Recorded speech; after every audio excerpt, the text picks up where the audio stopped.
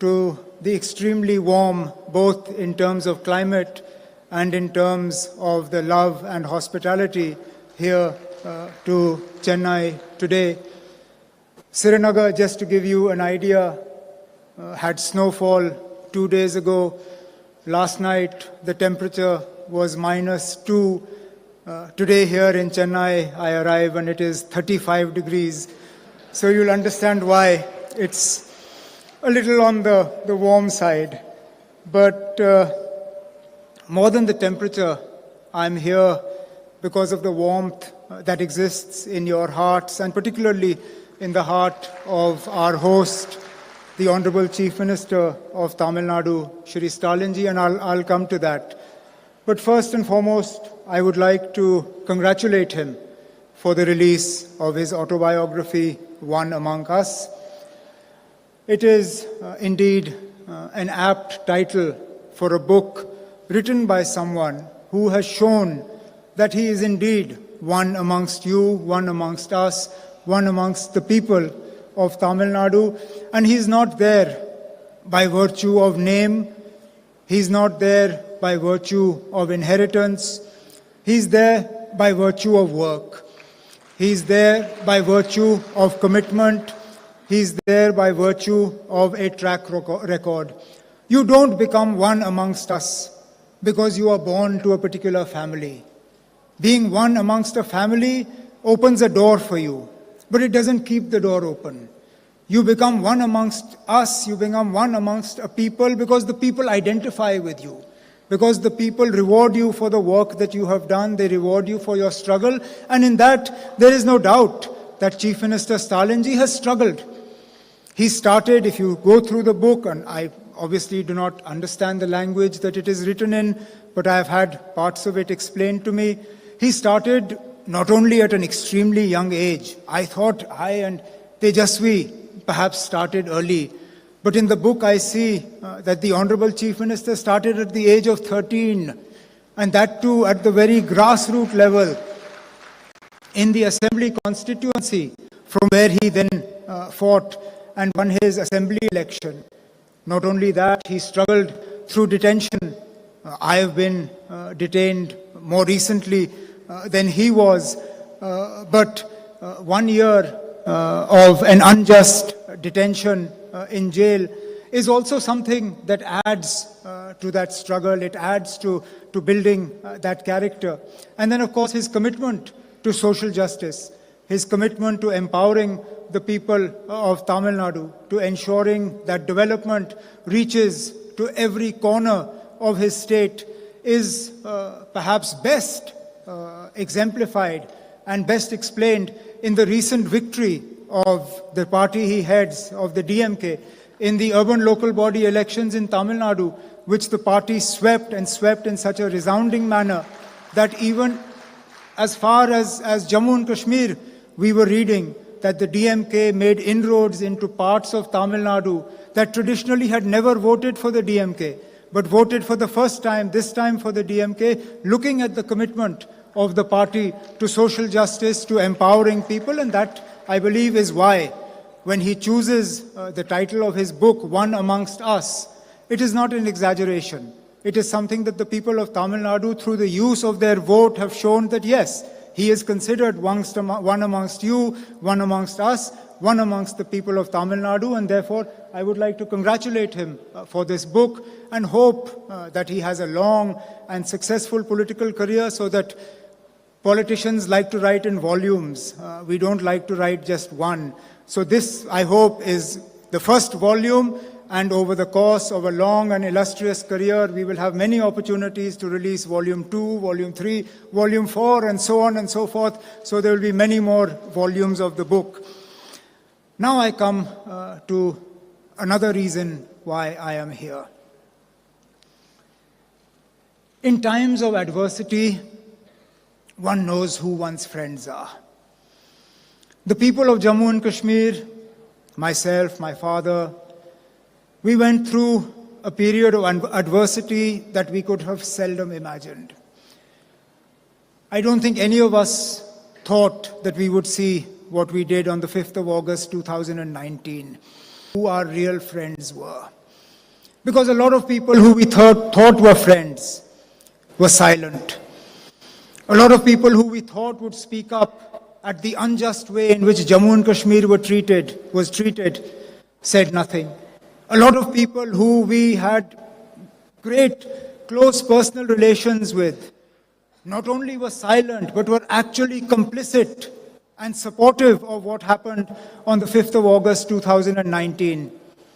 Yet as far as Tamil Nadu is from Jammu and Kashmir geographically, the way in which the voice of Janab Stalin Sahab, of his colleagues, of the people of Tamil Nadu was heard by the people of Jammu and Kashmir, criticizing and condemning what was done to the people of Jammu and Kashmir, the way in which we were detained, the way in which we were locked up, the way in which the constitution was completely dismembered, is something that we will never forget. And that is why I am here, not only in my personal capacity, not only on behalf of my father, but on behalf of the people of Jammu and Kashmir, to say, Stalin Sahab, thank you very much. Thank you.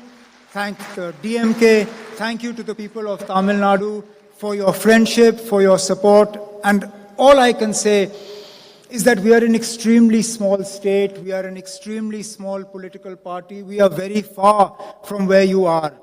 But if there is ever a time when you need us, if there is ever a time when you need us to speak for you, to speak with you, to stand with you, we will be with you, come rain, come snow. We will be with you shoulder to shoulder to show that, as you proved, a friend in need is a friend indeed, and this is something that we will never forget.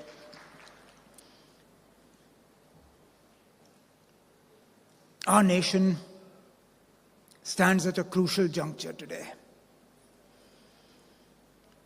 The very idea of what we stand for faces an onslaught. Today we are told that we no longer have a right to choose. That somehow the freedom to choose is not ours to enjoy. Whether it is the freedom to choose whether to follow a religion or not, and if to follow a religion, then how much of it to follow. Even that today must be dictated to us. As an individual, I believe that it was my right to choose. As a Hindu, I should be able to choose whether I want to wear saffron robes or not, whether I want to sport a tilak or not.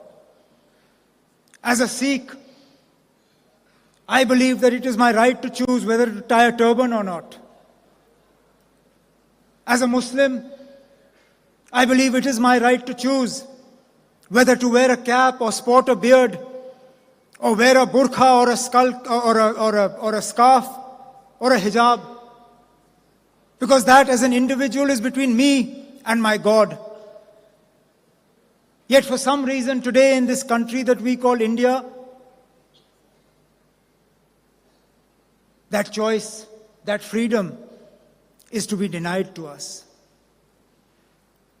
The freedom to choose what language I wish to speak, whether I wish to speak to my people in Kashmiri, in Urdu, in Hindi, in Tamil, in English.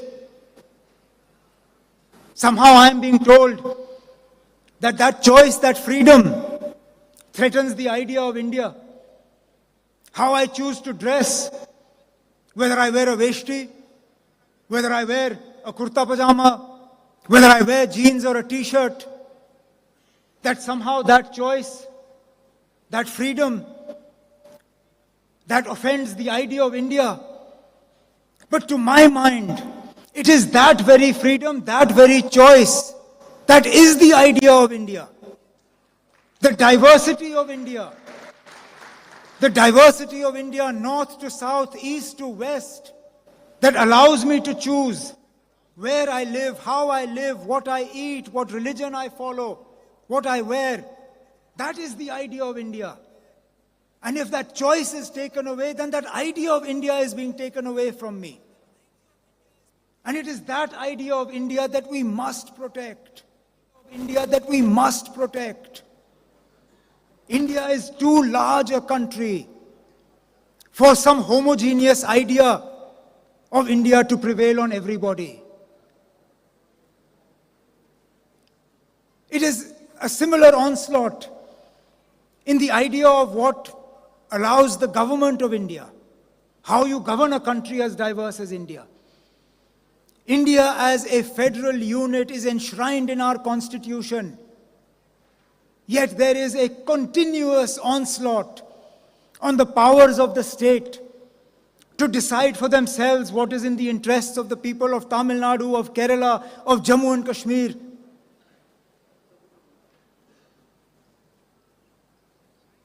If the ideas of the government of India are to succeed, then tomorrow as Chief Minister of Tamil Nadu, Janab Stalin Sahab will not have an ability to choose who his DG or Chief Secretary will be. The Chief Minister of Kerala will be sitting and chairing a cabinet meeting, and suddenly a call from Delhi will come and his Chief Secretary will be removed. Is this the idea of what a federal structure looks like? Is this respect for states? Is this how we are going to strengthen the idea of India? By disempowering people? See, what starts in Jammu and Kashmir does not end in Jammu and Kashmir. The experiments of Jammu and Kashmir then get utilized in other parts of the country. So I'm here not just as a victim of what has been done, but as a warning of what can be done. My state was divided into two parts and reduced to a union territory without the consent of the people of Jammu and Kashmir. They were not asked whether this is something they wanted. This is the first time in the history of India that a state was downgraded to a union territory. And without so much as the permission of the people of Jammu and Kashmir, it was rendered into two different parts. Not only did the governor take on the powers of the assembly, but then in turn gave himself the powers of the constituent assembly to make changes to Jammu and Kashmir. What stops them tomorrow from doing the same to Tamil Nadu or to Kerala? What stops them tomorrow from declaring governor's rule and the chief minister taking on the powers of the governor taking on the powers of the assembly, and then unilaterally deciding that Tamil Nadu will be split into three parts, and what will you do? Therefore, it is very important that like-minded parties, like those represented on the dais today and those who are not here, that believe in the idea of India, that believe in the idea of India as a country that is united because of its diversity, that is united because we are different north to south, east to west, because what unites us is the idea of India, the ideals that are enshrined in the country that is Bharat, that is India. And that is what I hope that together we all can protect. And that is the message that I bring with me from the people of Jammu and Kashmir, that what started in Jammu and Kashmir may not end in Jammu and Kashmir. And therefore it is important that we continue our struggle. It is a right struggle. It is a just struggle. It is an imbalanced struggle. Because the fight we wage is not against a political party. It is against an entire machinery. Tejasvi made mention of it in his speech, when he talked about how institutions have been completely eroded and institutional autonomy has been done away with. And therefore the fight that we are waging, the struggle that we are waging is not an easy one. Perhaps it's not even a fair one, but it is definitely a just one. And I believe that is why opportunities like this, that give somebody like me from Jammu and Kashmir a chance to come here and talk to people all the way as far south as Chennai, are important ones, because it allows us to reinforce what we believe and what we must continue to do. And therefore, I would like to conclude by once again committing ourselves to the friendship, to the relationship. It's a generational old relationship. This relationship that I am here is not a new one. It's not my father, it started from my grandfather. My family has a very close relationship with the state of Tamil Nadu. My grandfather was detained here. And therefore, all I can say is that I hope that the idea of India that we hold dear to our hearts is the India that we will give to our children and grandchildren in the inheritance that we pass on to them. And I'm sure, as long as we have leaders like Shri Stalin and his colleagues here, Tamil Nadu will be a bastion of strong support and strong message of the idea of India in its diversity and in everything that makes it special. Once again, my heartfelt congratulations to Janab Stalin Saab for his book.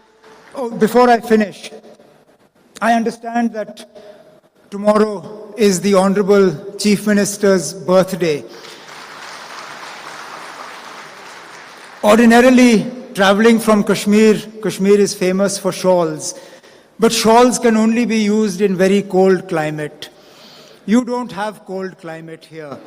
So when I was thinking what can I bring for the Honorable Chief Minister as a token from the people of Jammu and Kashmir for him for his birthday, I thought there's no point giving him a shawl, because if I give him a shawl, it will go in the cupboard and not come out. And therefore I have brought a very small carpet from Kashmir as a symbol of our love and our affection for the Honorable Chief Minister, which I hope he will accept. And I look forward to one day welcoming Shri Stalin also to Kashmir so that we can have a similar function there. Thank you all very much. Thank you. Honored with your presence and such an intense special address, sir. Thank you so much. கழகத்தின் பொருளாளர்